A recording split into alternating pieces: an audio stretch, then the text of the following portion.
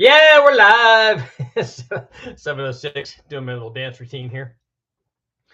Actually, I think that was like was that that might have been from the, uh, what was it?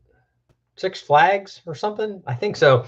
Um, Tonight, if you saw the thumbnail, unfortunately, no more videos from, which I did a whole bunch of them last year, videos from the tree fort that we had in the backyard that I built. And it was a sad day today because we had to take it down because we're getting ready to move. So that had to come down. And I was hoping to try to find somebody with little ones that could take this thing out. It had been a little bit of a chore because the thing was kind of big to be able to take it out and get it out into another yard. It would have been a little bit of a trick, but it probably could have been done with the right amount of people and, little team spirit, little can-do attitude, and, rollers and stuff. We could have done it, but instead I had to take it down, chop it all up. So you saw the photo of it. So I'm not going to be hanging out the window, yelling and screaming about different camshafts and all kinds of stuff. I use that a lot for a backdrop. One of the problems I had in doing that, and kind of the reason that I switched to going inside, as a matter of fact, was because every time I would go out to try to essentially talk to the camera when I was out there, somebody close by would be doing you if you go back, and guys that have been here a long time will go back to and remember some of the videos where there's like incessant beeping in the background from somebody that's doing some work on their yard that has a tractor that every time they back up, it's doing that. We have, you have all the same stuff that you have outside, all kinds of noises. You have lawnmowers and weed eaters and people, with the blowers and just all kinds of stuff. And so and planes flying by because we're in a flight path for the local airport here. So lots of Cessnas and other kinds of planes flying fairly low and stuff. So it was difficult to do that stuff out there. I liked the backdrop and it had good shade and stuff so that the lighting would be right, but trying to get everything, the discussion in the time that in the short window that I had, the very narrow window that I had between the time when one noise would stop and another noise would start. So it's something like there'd almost always be something. I'm like, I need to do this somewhere else. And so that's what brought me inside. Now I'm going to miss it now that it's gone. But alas, that's all part of it. When you have kids that are growing up and stuff, that's saying goodbye to childhood. And it's all of that. Very, very cool stuff though. So tonight we're going to talk about, I want to bring up something from our discussion from last night. And that was, we were discussing some stuff about doing the LT1, the Gen 2 LT1, and mixing it, doing a hybrid with the L99, the short stroke, the 3-inch stroke from that 4.3 liter, the crankshaft and the connecting rods, because just like the 4.8 and the 5.3 LS, the L99 with a short stroke has a longer connecting rod. The compression height of the pistons for the LT1 and the L99 are the same. So the pistons will interchange. That's not a problem. And then they'll be at the same deck height. All of that will work out fine, which means not only can we make a 302 combining the 3-inch stroke and the 4-inch bore in the LT1 in the 5.7 with that piston and that block, we can also go the other way. And it's something I didn't mention, and something we'll probably do just because we'll have the parts laying around. So we'll have left over, we'll have the 4.3 block, we'll have the 4.3 pistons, and then we'll have the LT1 crank and rods. And guess what happens when we combine all those? Then we have a 305, as it turns out. So it will be interesting we could obviously even compare those two with the same components on them and give somebody an idea. And we can make essentially 5 liters out of both of them. One's going to be a little bit bigger than the other, but one of them is going to have more bore and one of them is going to have more stroke. And so we can do kind of an interesting comparison. I need to actually calculate and see where the pistons are and so what the final static compression ratio will be. Easy enough to put the same cams and head and intake manifold on them. That's not a problem. But I would want to make sure that at least we do what we can to make sure that the static compression is the same. And then we would have to see, I'd have to do the calculations on exactly what the displacement is, Because if one of them has 3 or 4 or 5 inches more cubic inches and it makes more power, well, how much of that do you attribute it to it making more power? Because here's the thing, if you have a combination and the combination is making 1 horsepower per cubic inch, if one of them is 5 inches bigger, it's going to make 5 more horsepower or thereabouts. If it's 1.2 or 1.3 or 2, 2 horsepower per cubic inch, which would be a really good motor, then that 5 horsepower now, or then that 5 cubic inches is now 10 horsepower. So somewhere in the middle there is going to be what happens. So if one makes more power, immediately people are going to attribute it to whatever the thing is that they wanted to attribute it to. Oh, it's because of the big bore and breathing, and or it's because of the big stroke and you know the rod and the stroke and the torque and whatever thing they want to talk about, whatever their message is. Whatever. When the reality is, it's the first thing that you look at is you look at displacement, and then I would look at compression, and then I would look at possible bore and stroke differences. Actually, that's fairly low on the list for me, especially in this kind of range. We'd be building basically street motors, so those things are going to be much bigger than. And then obviously, guys could.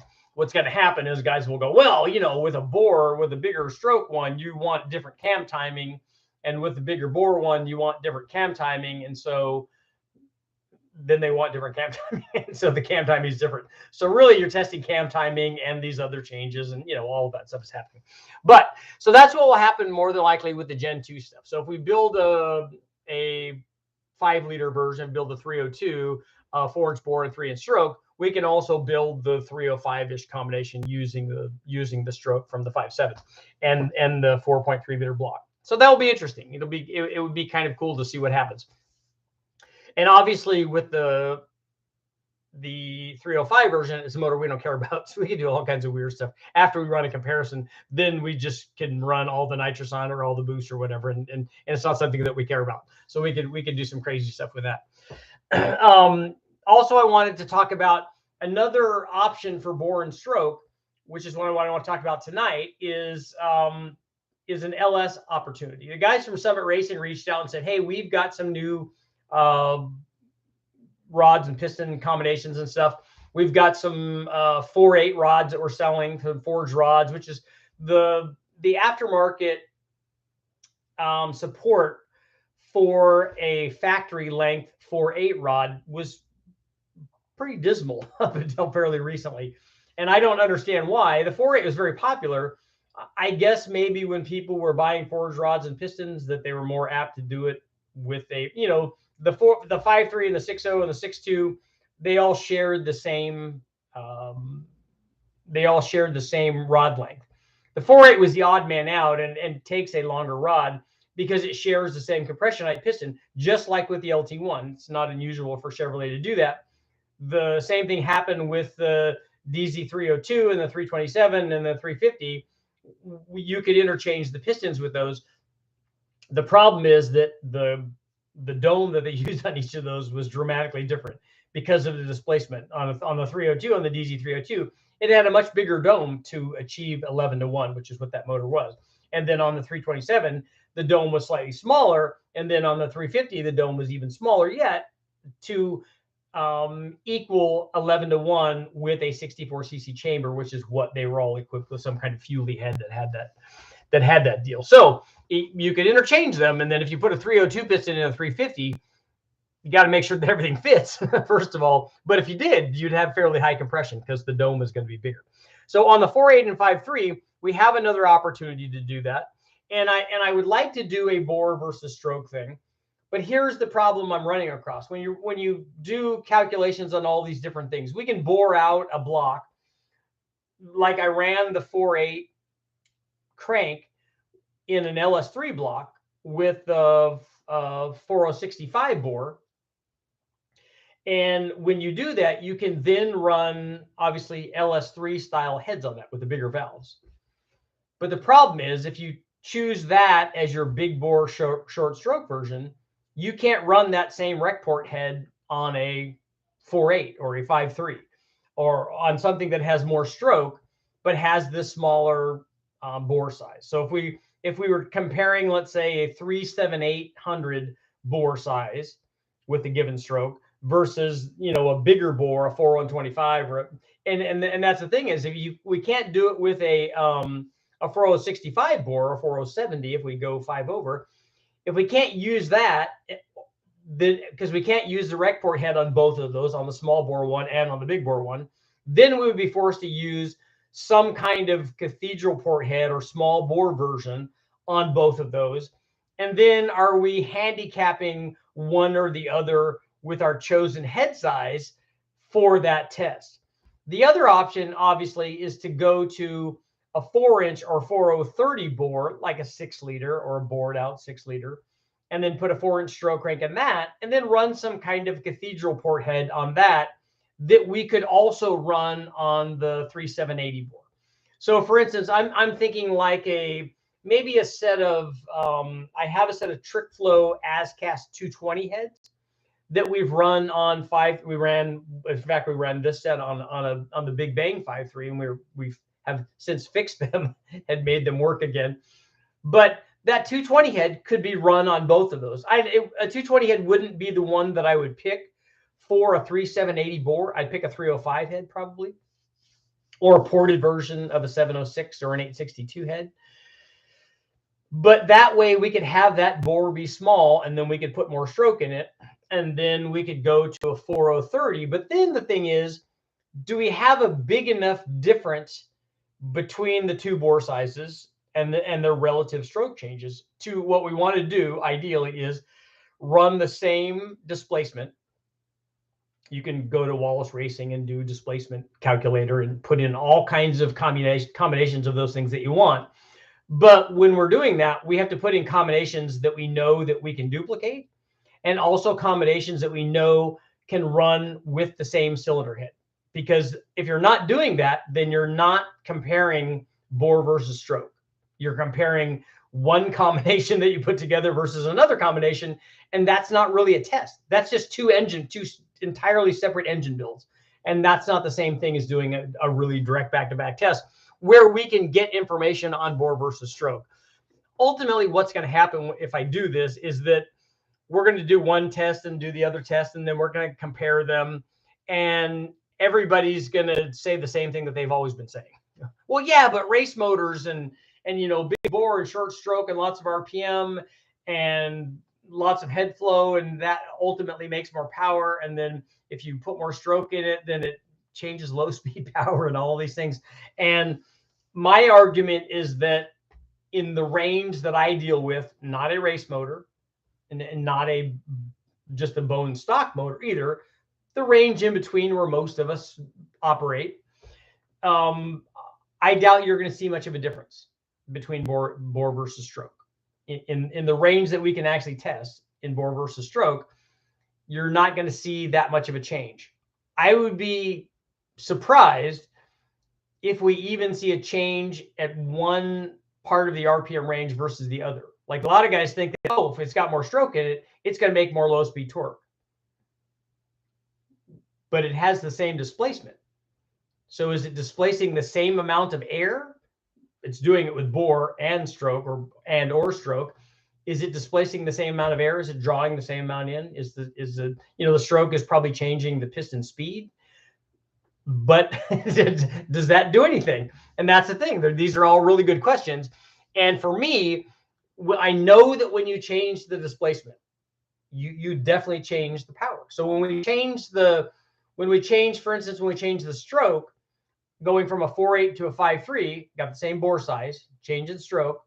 The 5.3 makes more power, and it makes more power everywhere. It doesn't just make more power down low, it makes more power everywhere. When we go to the bigger stroke or the bigger bore of the 6-liter has the same stroke as a 5.3, the 6-liter makes more power everywhere. And again, for me, it's just inherent because it's bigger. And that's the first step. That's the big thing is it's a bigger motor, it makes more power. And then you'd have to look at the other things. Okay, it's a bigger motor, but are we now restricting it in some way so that it might not be doing everything that it can be? Well, since all those motors, the 4.8, the 5.3, and the 6.0, in the comparison were all stock, they all had more than enough flow to support the power level that they were at in stock trim. We know that because we've made 100 more horsepower with the head that was on each one of those. We've made 100 more horsepower with that head when we add camshaft and intake manifold and all that stuff. So we know that it will support that. So it's probably not being held back anywhere, not at all at those kinds of power levels. And yet, when we change both of those things, we get a change in, the big change is the displacement thing. So I still want to do the test, because if we see something that says, hey, look, this is trending more toward this way or trending more toward that way, I'm all for it. I don't care what it says. I'm just telling you as a sidebar, this is kind of what I expect going in, but I will accept whatever happens, and I'm all in on whatever happens. I love the data. I just crave the knowledge, and when we do the test, that's what we gain, is more and more knowledge, and that's why we test it. Same thing with the other test that I want to do, and I'm thinking about doing it with a 5-liter, is a rod ratio change. I want to change, but again, like with the LS, the problem that I have is I want to make a sizable change. Like I can go from a 509 rod to a 540 rod, and both of those are readily available on a typical 5-liter deal. When I do that, obviously I have to make sure that I'm maintaining the same heads, cam, and intake. Very simple on that combination, because we're not really changing anything other than the connecting rod. The critical thing, and the other thing that I think is another change that we're not taking into account when we're talking about if we're focusing just on the connecting rod on that instance, is we're changing the piston too. You have to change the piston pin height because you have a longer connecting rod. So we're definitely going to change the design of the piston. More than likely, we're also going to change the weight of the piston. We might be able to configure the piston so that we run pistons that have very similar weights. That might be a possibility with a 509 rod and a 540 rod. We'll have to see. I'll have to see what's out there and how I can juggle that. I'd like to not do it with custom pistons. I'd like to do it with shelf pistons. It would be easier and potentially more readily available. It's hard to get parts, obviously, right now. So that would be nicer if at least the weights were the same. If the weights are the same, we're still going to have some kind of change in the piston design. It has to. And so again, we're changing rod length, which to me, I don't think makes, I don't expect it to make a big change in power. And if we do see some kind of change in power, and there's another thing that we're changing, how do I isolate that and determine how much, if anything, is responsible, that part of it, and then this part over here with the rod length change, how much do we attribute to that? It's it's a hard thing sometimes, determining what was responsible for what. So those are the plans for the LT. And let me know what you guys think on the LS. And so I'm going to do a poll here.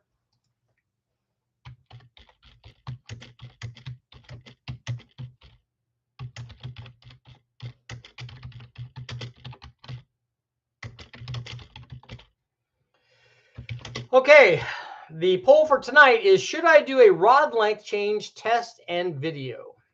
So we'll ask our community. I think I'm going to put this another way. I think people will tell me if they want me to do that or not. Let me see. I'm going to change my poll around.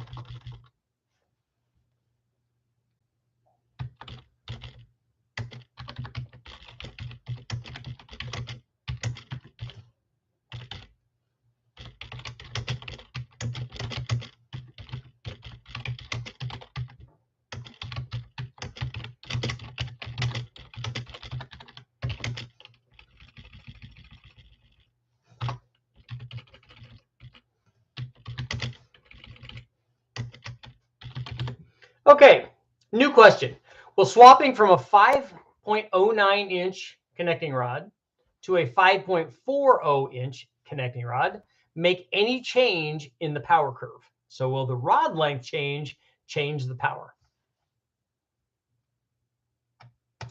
And we're up. So hopefully everybody's doing good and everybody had a good Easter. We'll see what people are thinking about our poll. Haven't we beaten rod ratio to death? No, not yet. It's not dead yet. I'm looking forward to the LT302 and the LT305 also, which will be another interesting thing.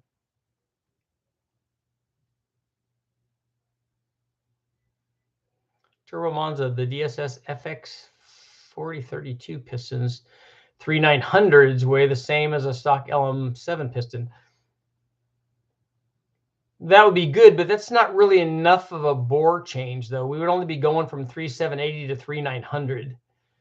So we need something that's going to be like a 3780 to a 4030 probably would be at least a big enough change, and then we'll adjust the stroke there.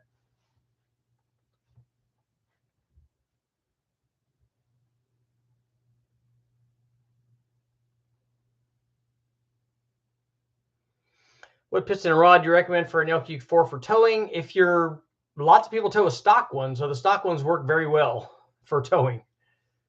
If you want to put forged ones in, the Summit Pro LS stuff works good.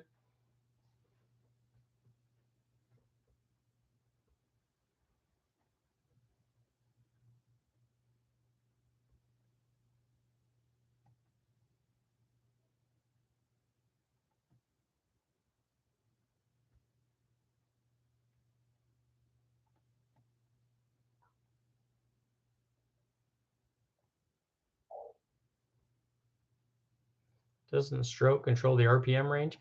No, look at a Pro Stock motor or a mountain motor.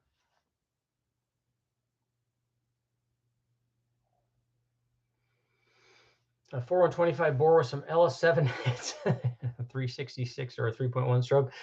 That would be good for one side of it, but then how do we put those LS7 heads on something else?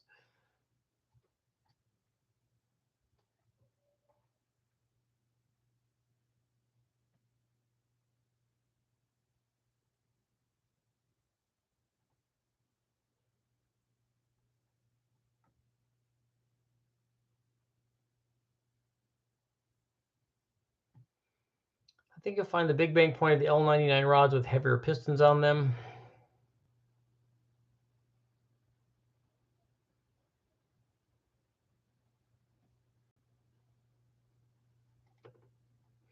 Did you see that Kyle from Boosted Lifestyle made a D list on Donut Media? I know with his 8 turbo Mustang, I saw that. That's pretty cool. Good for him. Shout out to Kyle. I like the Donut Media guys too. I don't know them. I mean, I just like their channel.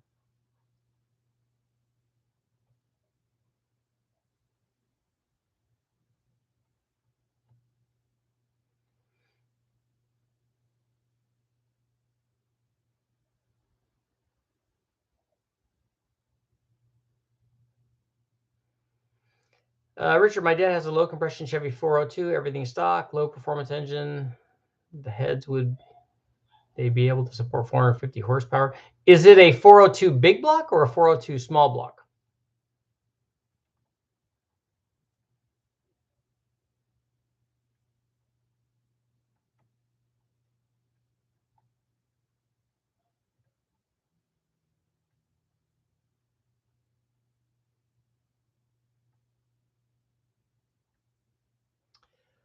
I wonder what the safe limit of RPM is on a stock LS oil pump.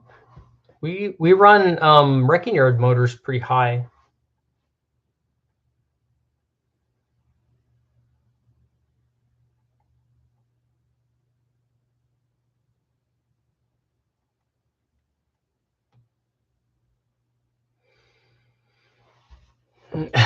Dan, lots of you guys have tested rod ratios. I saw the one on the 4AG, and I quite honestly I don't agree with it.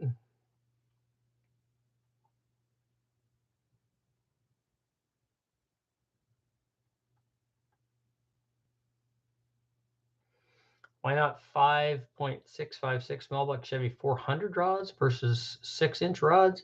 Oh, so don't do it on a Ford, then do it on a small block.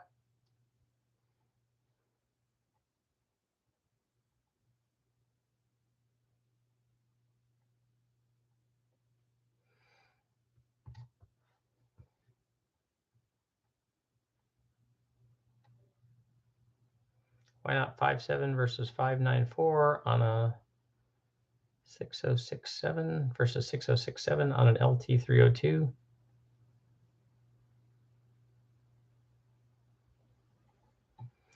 The problem I hear about LS oil pumps at high RPM is pumping all the oil out of the pan and starving it.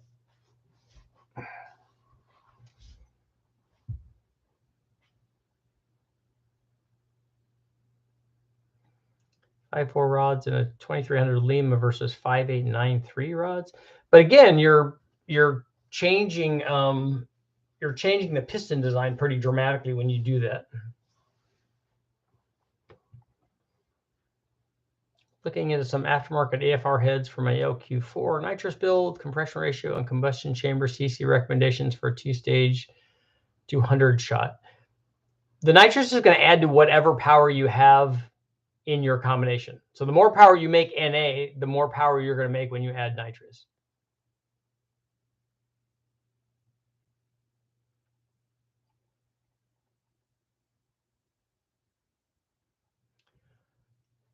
A 509 to a 5.4, that's a small block Ford does that. A stock 5-liter is 509, and a 5.4 is pretty common for aftermarket stuff. I swapped my cam 4.8 Silverado gear to a 410. That should help. Just turn the boost up to solve all the problems. That'll work. Richard, would you entertain a high RPM NA LS build with? I already did an 8,000 RPM one. You want more than that? Yeah, I haven't seen it evacuating the oil pan on the dyno, but I don't know. We're not at wide open throttle for very long. I mean, it's only 10 or 15 seconds or something.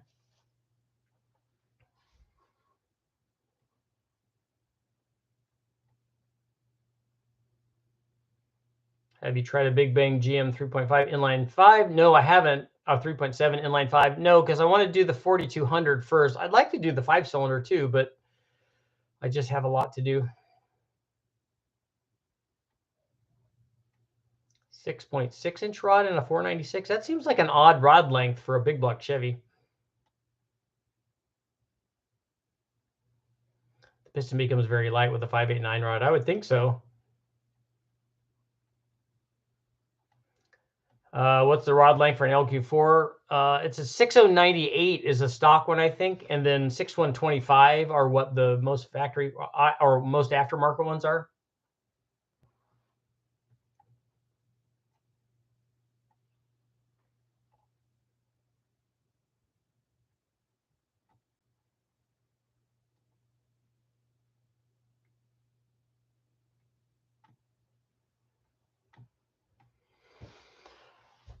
Richard, small centrifugal blower versus, big centrifugal blower, same pulley ratio. Will the boost curves be different? Yes, they will normally, but not dramatically. All you're doing is talking about a change in starting boost and a change in ending boost. They're not going to be wavy or anything. They're both going to be straight lines. I've not tested header wrap on the engine dyno. I think that the Engine Masters guys just did that though.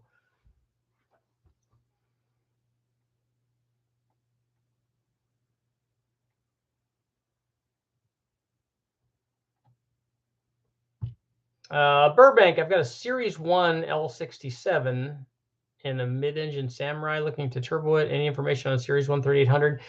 Yeah, what you do is the same thing that we're doing on the Series 2 and Series 3 stuff.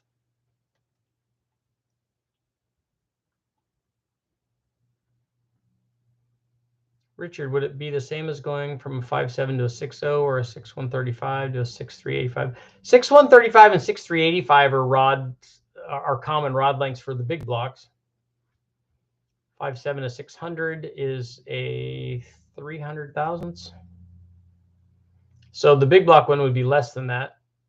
And relatively speaking, it would be even less because the amount of change relative to the starting rod length would be different.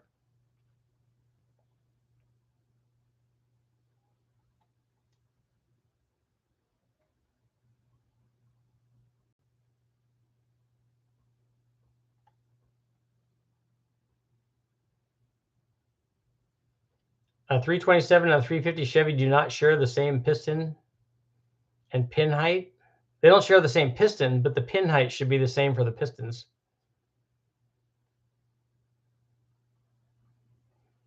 Oh, they're not going to, are they? You're right. Because the stroke is going to be different and the rod length is the same. So the pin's in a different spot. So I stand corrected. You're right. Richard, does the 509 versus 540 rod length have a stroker crank connected to it? No, no, it's the same. And again, that's the thing, is we're changing the rod length, so we're gonna have to change the piston.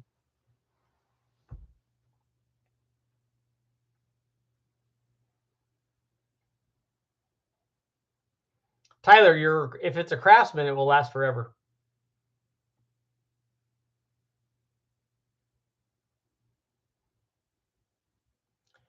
Two-inch stroke and an 8-inch connecting rod. That's one of the things that I'm going to do with the Honda is I'm doing a really, really short stroke Honda. My friend has an LQ base 408. He's revving to 7,800. Dragon Slayer. Limiting factor is hydraulic lifters, not the piston speed. Yeah, I wouldn't be worried about piston speed. Look at it. Nobody complains about an LS7 revving really high, and that's a 4-inch crank.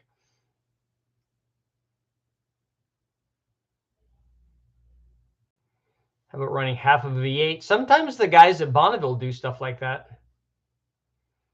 The one that I have the photo of, and I think I've used it for one of the thumbnails, it was a 3-liter small block Chevy, but I don't know how they did it. If they were only using half of it, or if they really had a really short combination of really small bore and a short stroke.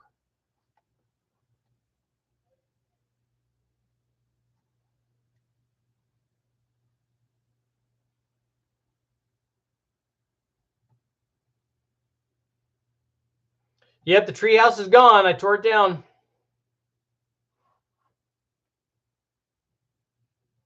The L7 has titanium rods to rev high. Yes, because that's what. Do the titanium rods help with piston speed? I rev my B20B stock bottom end with ARP rod bolts to 8,400. A 20B3 rotor. Yep. Nice.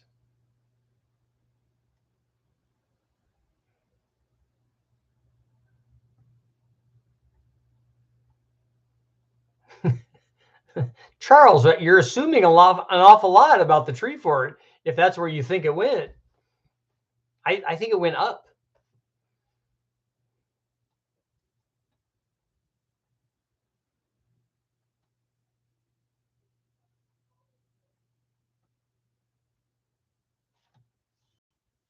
Light rotating mass is the key for RPM.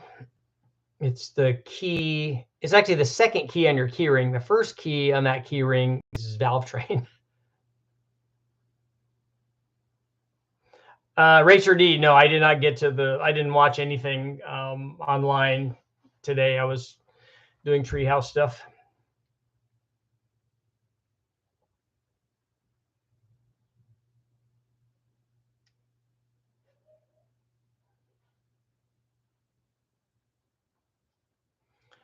Rods won't make a difference on your dyno. Are you going to collaborate with Rob on his rotary stuff? I do want to. I would like to even just get a motor from him so that I could run it on the engine dyno. Everyone knows 318s have the magic sauce for RPM, all the way up to 6,000. Nice.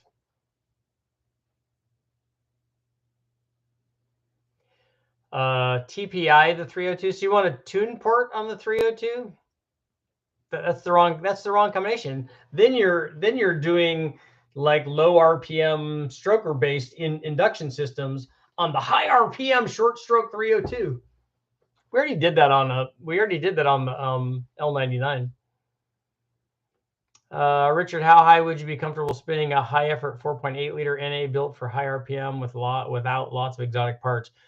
We didn't have really exotic parts in the 8,000 RPM motor that we did. Brian's run stuff to 8,000 with, I mean, just like I would run a junkyard motor there. I wouldn't do anything weird to the bottom end. As long as I had the right, if I had the right camshaft and the right valve springs, and if you had an intake manifold that wanted to make power up there, it wouldn't make any difference. I mean, it wouldn't make any sense to run an 8,000 RPM 4.8 with a truck manifold on it, because you'd be 2,000 RPM past the power peak.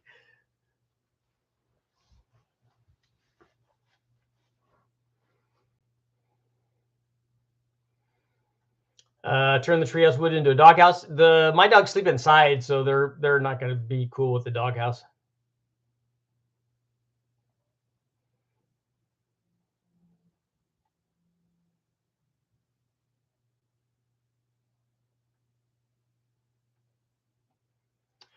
A colubrid? I've never heard of that. Is this specific genus? Not a genius, a genus of snake, most commonly found in North America. I've never heard of it. I'll have to take a look and see what it is.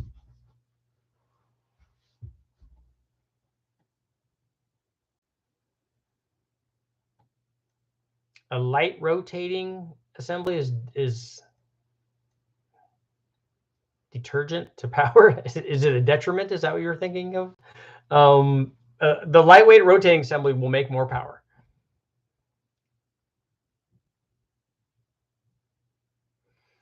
Yeah, the TPI, Michael, I agree. The TPI in the 4.3 was the induction system that motor should have come with. It's way better for where that thing was running. I mean, they weren't running that 4.3 at 7,000 RPM, where an LT1 intake might actually work. The TPI, the long runner stuff on that small motor is definitely a better combination.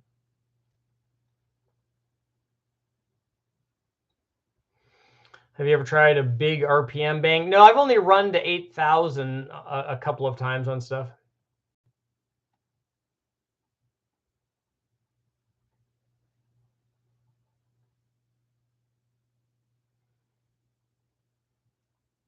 Toyota makes a VVT 4-cylinder.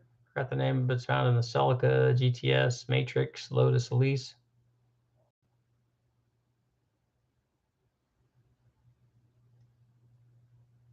The 2ZZ. Looking forward to all the myriad of tests you plan for all 4 of the engines. Big RPM bang. The thing is, to run RPM, you have to have really good parts. I mean, to run lots of engine speed, the parts have to be good. And you have to make the combination work to make power up there. Otherwise, I get that comment a lot. Like, the most recent one was, I got a comment from somebody that had some sort of Toyota V8 from a truck. Well, I want to get this thing to run to 8,000 RPM. I'm like, why? Why?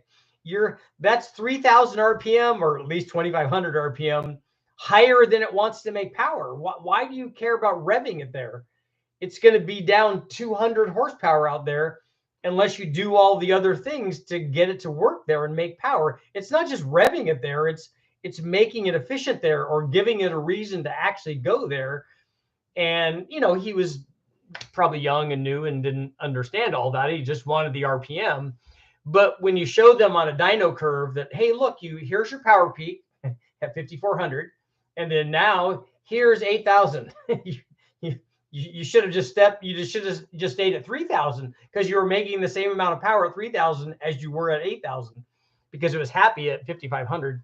So let's see how our test is going here. Will swapping from a 509 inch rod to a 5.4 inch rod make any change in power? We're split at 50-50. Richard, how fast were you running the 8.1? We revved it all the way out to 5,500. More bore is better than more stroke. Should there be an is in that? Is more bore better than more stroke? It depends on what you're trying to do. Less king snakes or milk snakes. So I still don't know what that word means. I catch a lot of king snakes. We don't have milk snakes here. Those are in other parts of the country.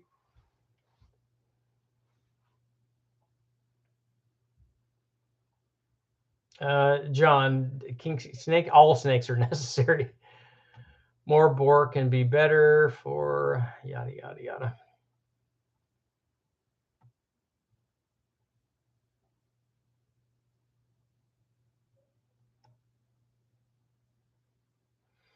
I read a long time ago that 444 barrel rods are stronger than 446 pack rods because the 4-barrel rods are so much lighter than the heavier, beefier 6-pack rods. So you would think that the opposite of that would actually be true. If there's more, if the rods are stronger and stouter, that they probably would take more abuse. Because it's not weight. That weight is not the only thing that's going to determine whether or not they'll last.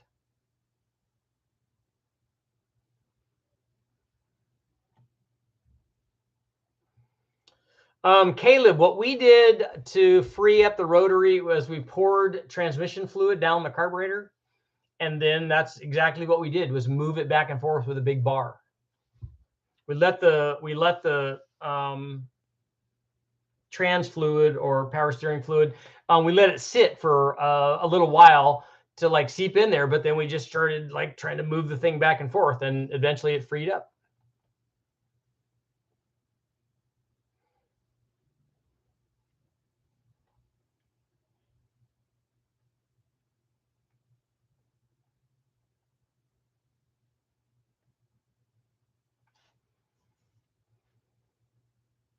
.427 13.1 compression. What's a good NA cam? Is it a small block? I mean, a big block Chevy, small block, LS? What is it?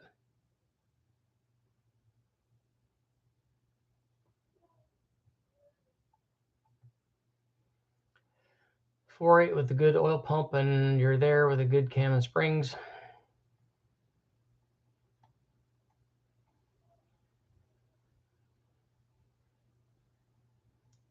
Less. So you want me to run a bunch of nitrous on the 4.8? I mean, on the 8.1? I don't think we've done that yet. And we won't run a lot on there. If you run a dimpled LS oil pump, as in the surfaces of each lobe are dimpled for higher lubrication efficiency and hold oil in each for startup. No, I haven't done that. That's a new one on me, that would be beneficial.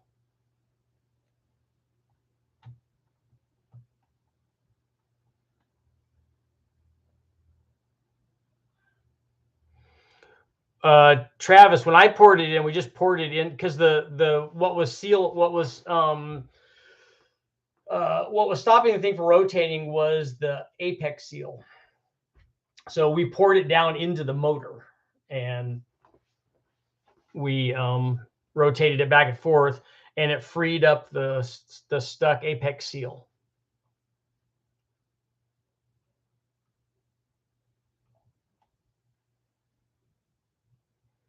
I haven't determined on the Nova yet, but that will be this week. Snakes came to you. That would be unusual.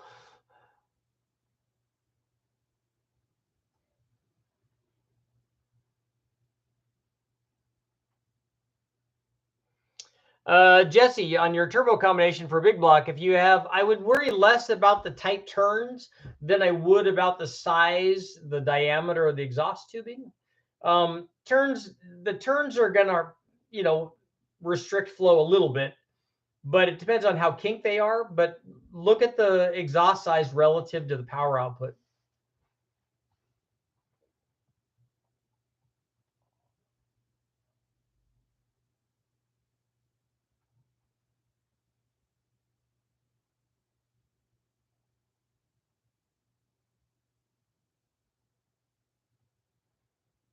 We tried dimples on our newest build. On the oil pump, you tried dimples?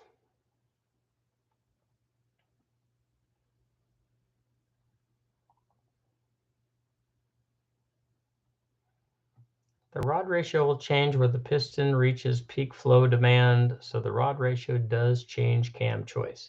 So then in a comparison on a change in rod ratio, you also have to change the cam. So you're changing the combination, basically. You're changing two things.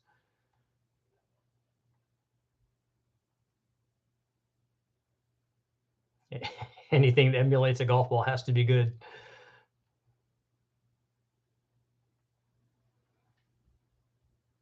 So my question about the oil pump thing is that the oil pump will, unless you need to figure out, you need to do a test after you run the oil pump with oil in it, how long the oil pump has to sit so that it no longer has oil in it. So that would be one test. And what you'll find is it's measured in half-life. It's like almost forever. The next thing is you have to figure out, is the pump that you have the right pump for your combination already? And then if let's say that dimpling it does something to the flow rate of the pump, I don't know how that's going to happen, but let's say that it does. And let's say that it improves it. Let's say that it improves it some percentage, 1%, 2%, 10%. How expensive is it to do that process versus having a different spring or a washer behind the spring, or a change in pump size, a higher volume pump? How does that work versus the other options that could maybe do the same thing? Those are all questions that you'd ask about doing that. It'd be a cool exercise to see if it does anything, first of all. And then it would also be another step to figure out whether that's a viable alternative to things that are already out there.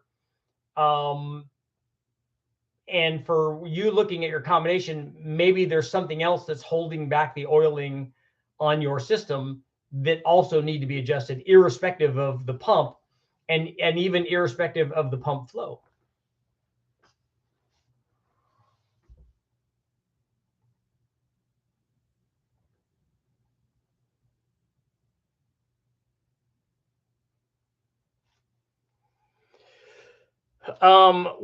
What somebody should be talking about on this dimpled oil pump thing is that you need to shape them like they shape the opening on the rotor on a rotary engine. And then so that way you could like grab oil and then squish it out and shoot it out. It's just all good stuff.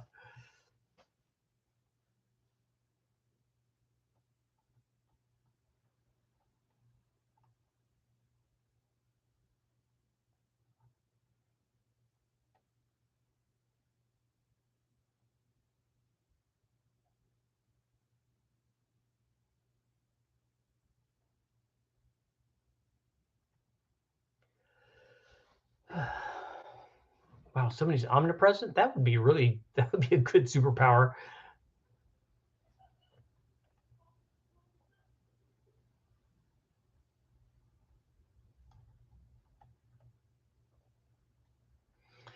Have you looked at pneumatic valve and valve timing? I know it's exotic, but infinite cam timing would be very cool.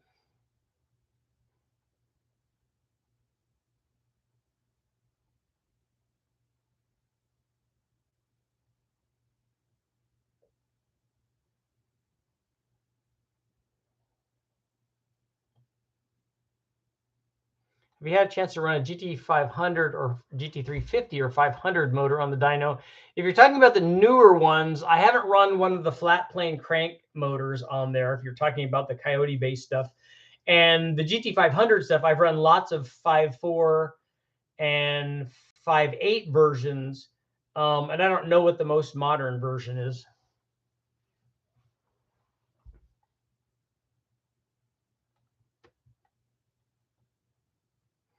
Yeah, Turbo Monza and AccuStump, that's one of the most beneficial things I think for an AccuStump is the ability to store pressure and then pressurize the system before you start up. Because if you listen to engineers, which I like to, because a lot of times they're very smart, that most of the wear comes during startup, because that's when you'd have the least amount of oil flow.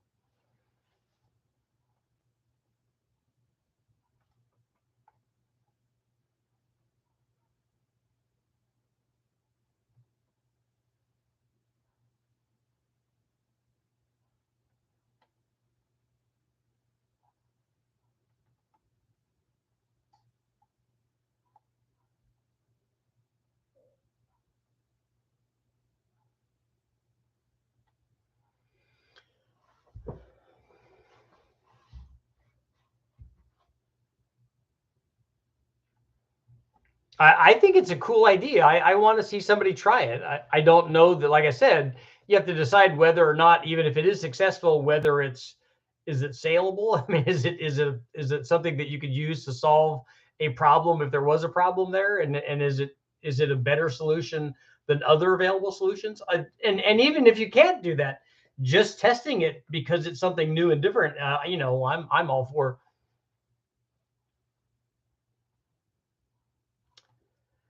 The quietness of Richard reading past comments that I've made that I know are too inflammatory.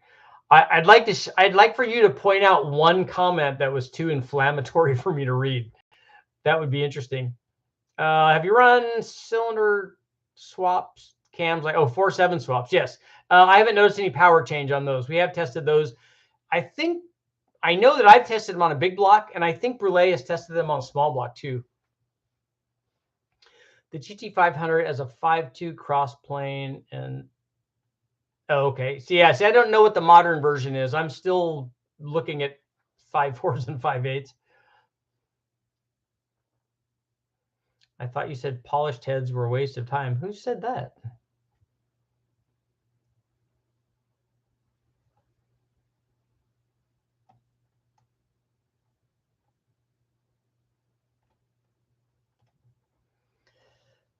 I found power gains with the 4.7 cam swap. Of course. I would like to see the back-to-back tests where that happened. Eric Weingartner did dimple ports, and they only have minuscule gains, so not worth the time. And again, whenever we test something, if I test something and if I test something, even if I test something 10 times or 20 times or 100 times, and it continues to show the same thing, if somebody does another test and shows that it had a different effect than when I tested it, I still want to look at that information, because I don't think any test is ever absolute.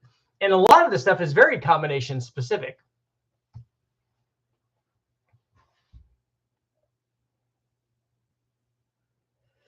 Will the 4.7 swap help with cooling? It's more the reason that that people, at least the reason that I've been given by engineers, the reason that they did it, and the reason that race teams did it, was more of a harmonics change and not for power.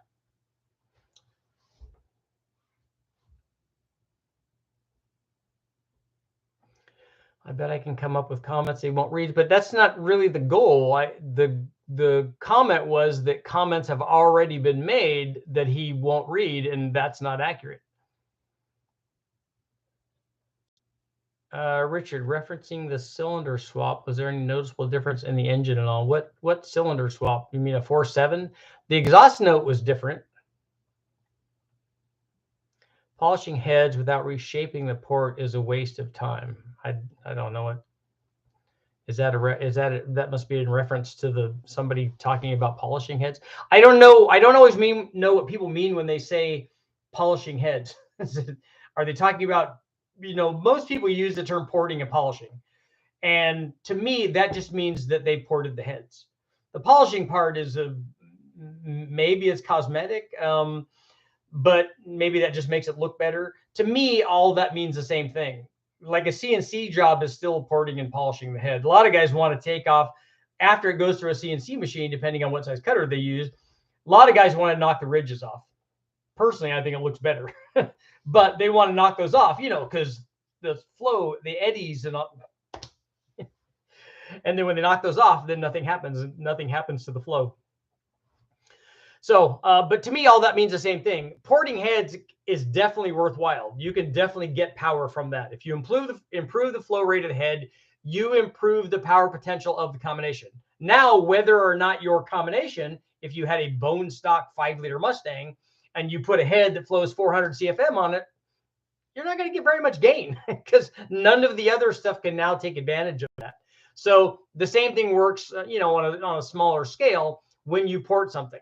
And then if you port something incorrectly, sometimes even if you get more airflow, some heads don't make as much power as others do, even though they're ported. We've seen that stuff with some of the low dollar heads compared to good heads.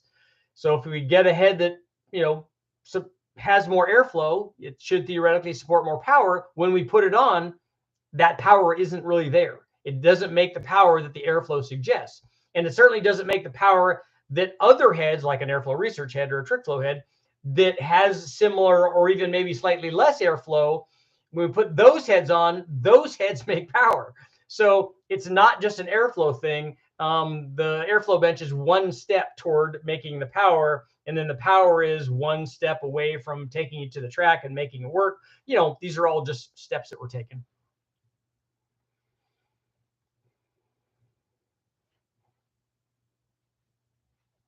You see, Dan, I like that. We did a 4.7 swap on claimer engines to mess with people who would claim our engines. That's good.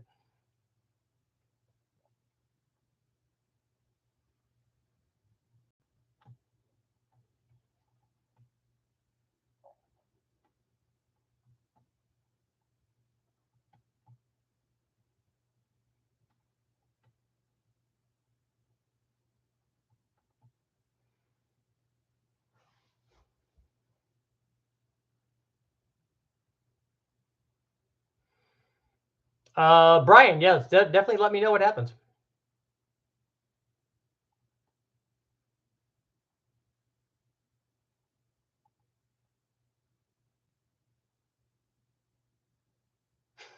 I ported my LS3 heads myself, probably a 200 horsepower gain. Yep, they all do that. Will I see any difference between a 4 or 5-inch exhaust out of my turbo on a big block Chevy? I'm running, I think, an 8896 T6. What do you have on there? Amos, what do you have on there now?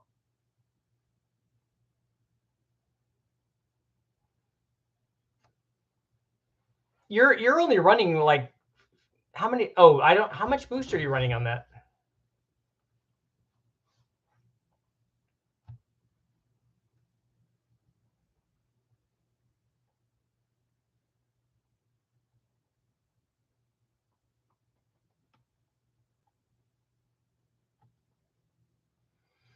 Joshua, I'm swapping the camel humps on my 406 to AFR 195s. You're going to see a big change there.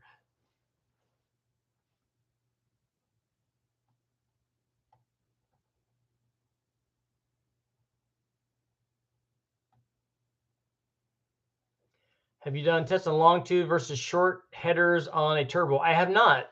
Not to my satisfaction.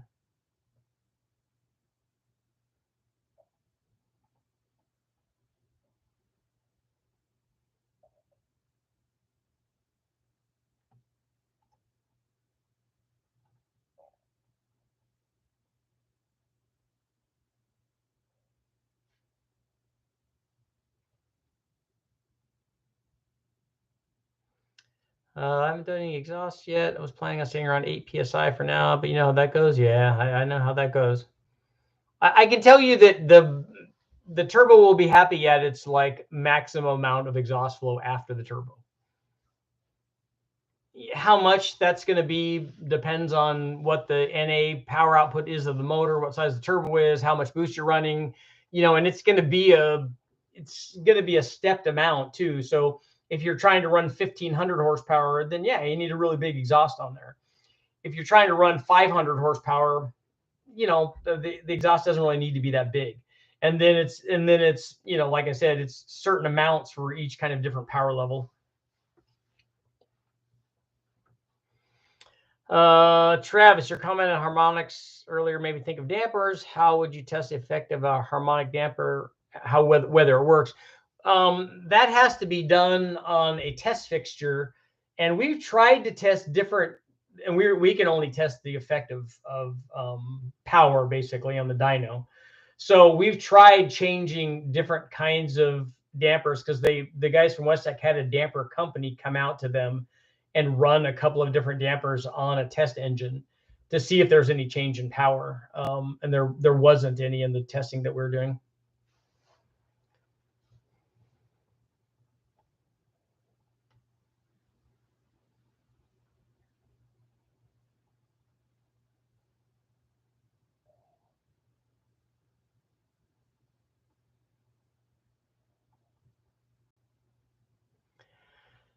How hard is it to put EFI on a small block Chevy? It's not hard. There's EFI manifolds available for them. There's factory EFI manifolds available for them.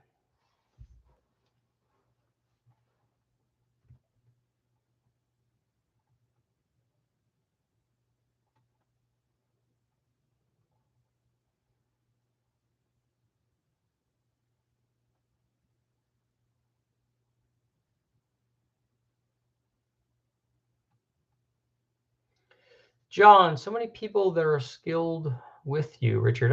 I don't understand what that is. Would 20 psi in a TBSS intake be asking for too much? No, that's fine. I've read articles that say you can starve the front cylinders with a tunnel intake. We've run 20 pounds on Trailblazer manifolds. They work fine. And if you have a disparity between the air fuel of individual cylinders, you can tune that, obviously.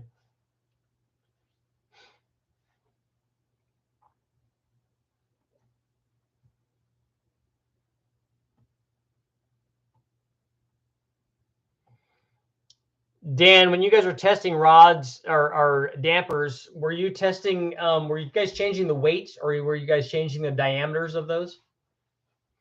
Because the ones that we were testing had no change in, they didn't have any change in diameter. They were all the same outside diameter.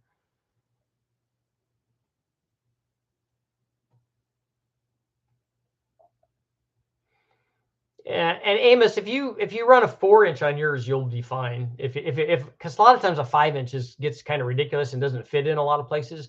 But sometimes 4-inch is doable, and sometimes 4-inch in an oval is doable, which still works.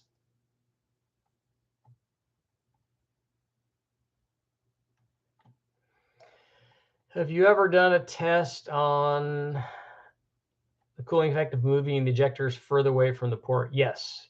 Take a look at it's the one that I remember is on a B series Honda, where I ran a TWM IR intake manifold, and then I made a sliding rail assembly that I could attach the injectors to put on the outside of the radiused air horns, because it was an IR manifold with blades inside. Now they had their factory position, their factory is TWM, but their position was down closer to the head port. It wasn't all the way down at the head port like most intake manifolds are, but it was closer. And then so we ran it there. And because I was trying to get this B16 to make good power, we eventually got it to make 212 at the tire in the Del Sol. But the way that I was able to do that is I took the injectors and moved them out in front of the air horns. And then the slider that I made allowed me to move the whole rail assembly, so the position of the injector farther away and closer to the openings of the radius entry on the IR manifold. It's a pretty cool test. And I think that video is up, and it definitely helped power. And we did it on the Bonneville motor too. Tom, the guy that was working with me, made stage injection for I think that this was on the Suzuki motor. It was at the Suzuki or the VW. I can't remember which one it was, but we ran 2 sets of injectors. We ran one down at the port and then another set up higher, because we were just trying to get more power from charge cooling. Richard, is there a distributor block off plate, and how would you run the oil pump on an MP FI big block? Well, normally we run the distributor when we run EFI big blocks.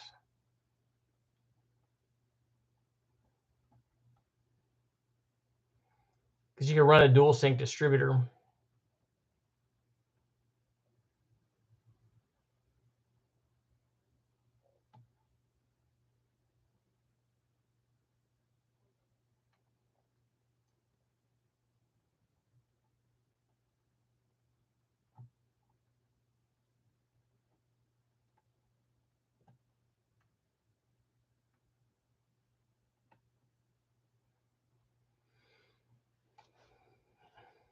Are you going to build a shed? Actually, I have a shed out there that I built, a wooden one, and I got to tear that one apart too.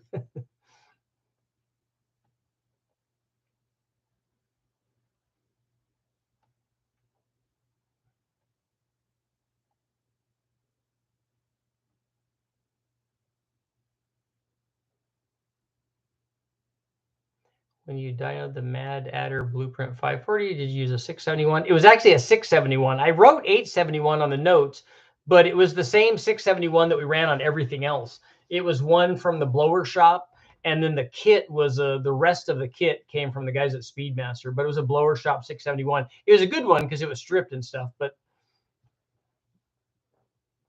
the 11 PSI run was not on 91. It was on race gas. Race Wars is going down at Sonoma this weekend.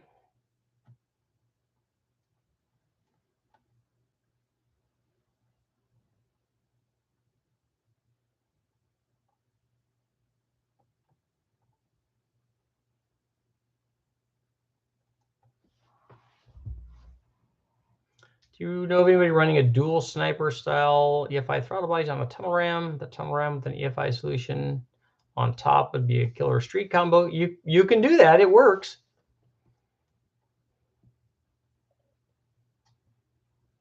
Rain in certain cars just more fun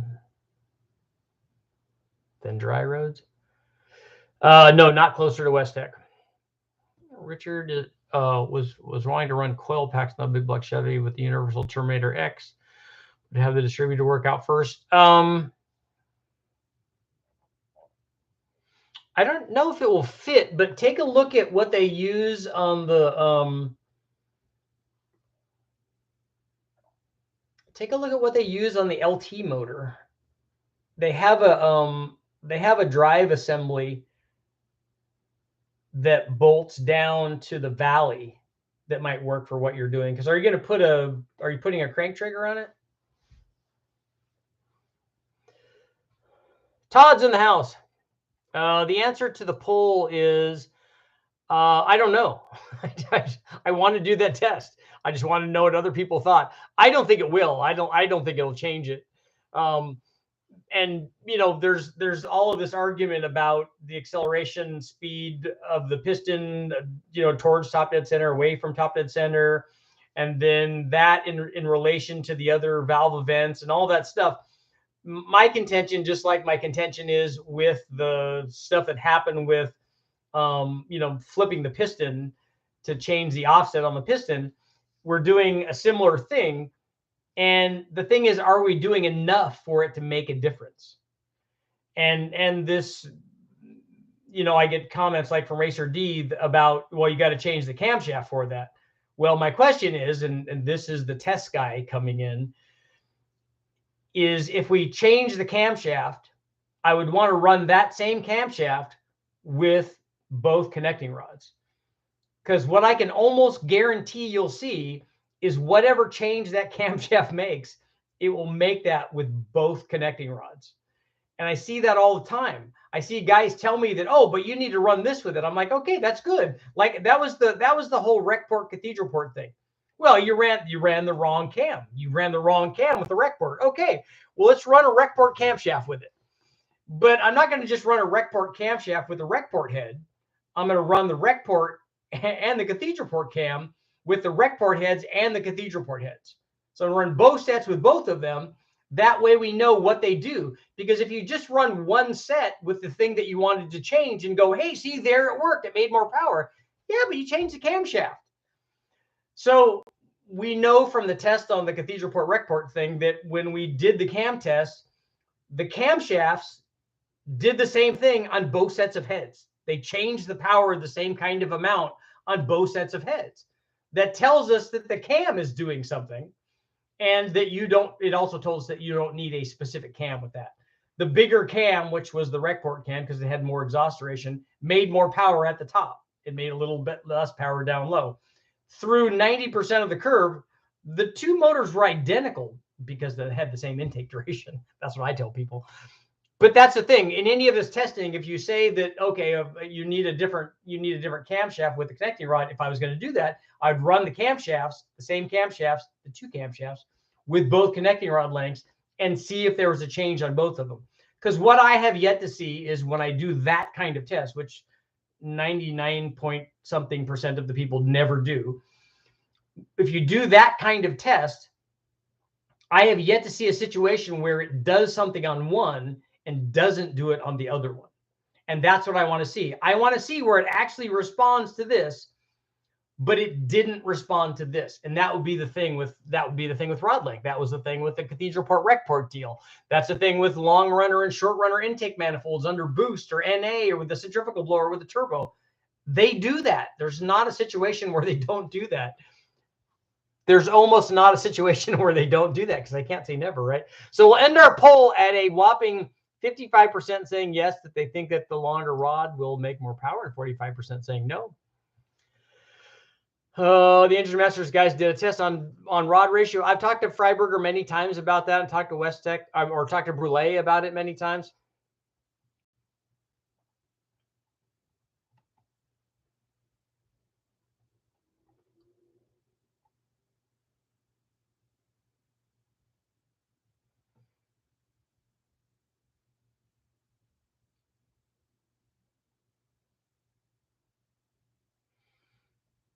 A hot mess. You send me an email so I can get on top of what you're talking about here. I didn't ever remove the OptiSpark. We always ran the OptiSpark just as a plug for the hole on the front of the LT1, if that's what you're talking about. But on the LT1, it doesn't have a rear distributor. But if you take the intake manifold off, in the hole where the distributor goes to drive the oil pump, they have an oil pump drive setup that bolts to the lifter valley. And you have to remove that when we put the distributor in. And that might even be, I don't think it's a crank trigger. I think it's just an oil pump drive. So that might work for something that you're doing.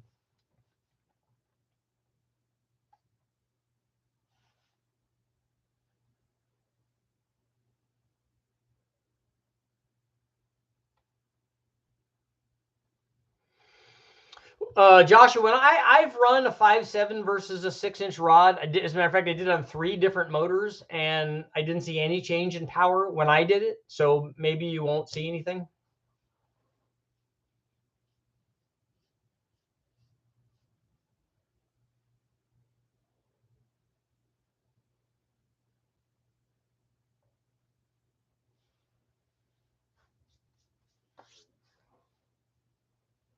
Yeah, Dan, it's just I thought it's just an oil pump drive, but it's kind of clever and it works good and it packages very well.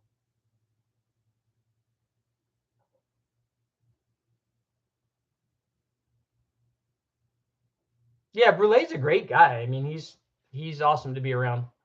And I think if I remember right, I think today they were running the Skyram intake manifold.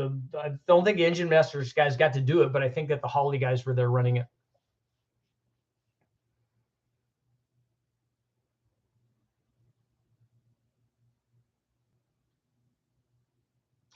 There's no update on the Nova. We talked a little bit about it earlier, but there'll be an update this week. Brule has run lots and lots of dyno tests, and plus he's been not in the industry like that in front of the camera and stuff, but he's been doing stuff in this industry for a really long time, and a lot of stuff that a lot of guys don't know about.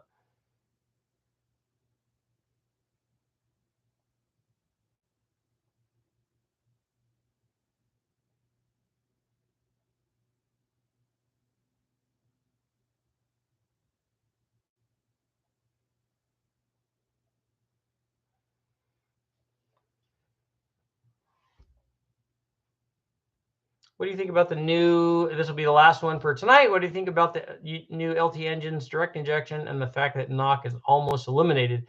It's not eliminated, but it does help because they don't inject fuel until right at the last second, obviously.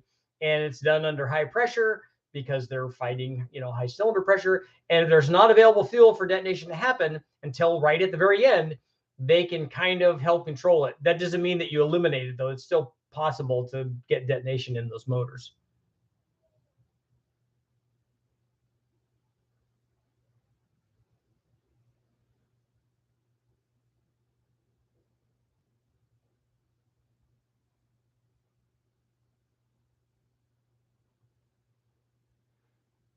Todd, I don't think I need to go take anything down there.